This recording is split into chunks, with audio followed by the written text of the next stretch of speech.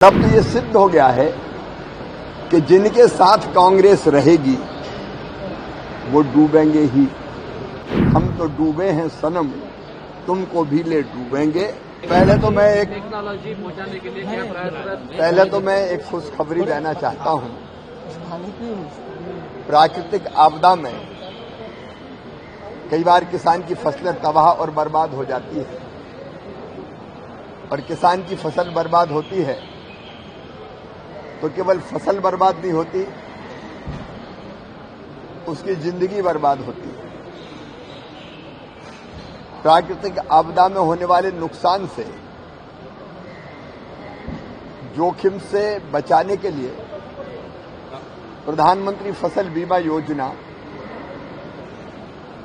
प्रधानमंत्री जी ने बनाई हुई है, लेकिन उसमें दो जोखिम और कवर हो, ये मांग लगातार किसानों की थी। एक, जल भराव के कारण, अतिवृष्टि के कारण कई बार पानी भर जाता और उससे फसल खराब हो जाती है, वो जोखिम कवर नहीं था।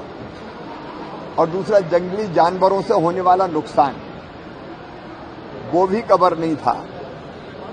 अब हमने फसल बीमा योजना में संशोधन करके ये तय कर दिया है कि अगर जल भराव के कारण नुकसान होगा तो उसका भरपाई भी बीमा कंपनी करेगी, और जंगली जानवर अगर फसल को नुकसान पहुंचाएंगे तो उसकी भी भरपाई की जाएगी, ताकि ये नुकसान से हम किसानों को बचा सकें। आज एग्रोविजन के कार्यक्रम में आया हूं।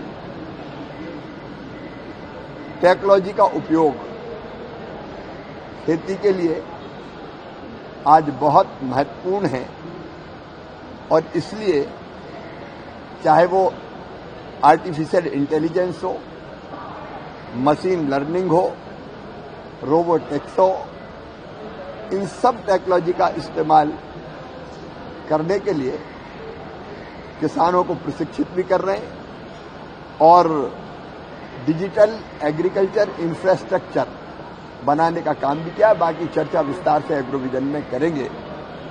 बिहार में नई सरकार का गठन हुआ है, एक संतुलित मंत्रिमंडल नीतीश जी के नेतृत्व में बना है।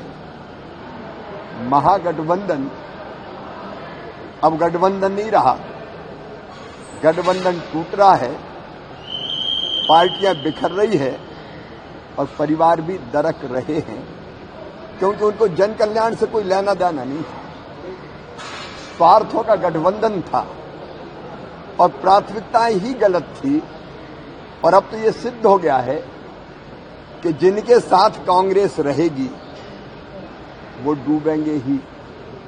दिल्ली में केजरीवाल जी देख लीजिए, उत्तर प्रदेश में अखिलेश जी देख लीजिए, बिहार में तेजस्वी जी देख लीजिए।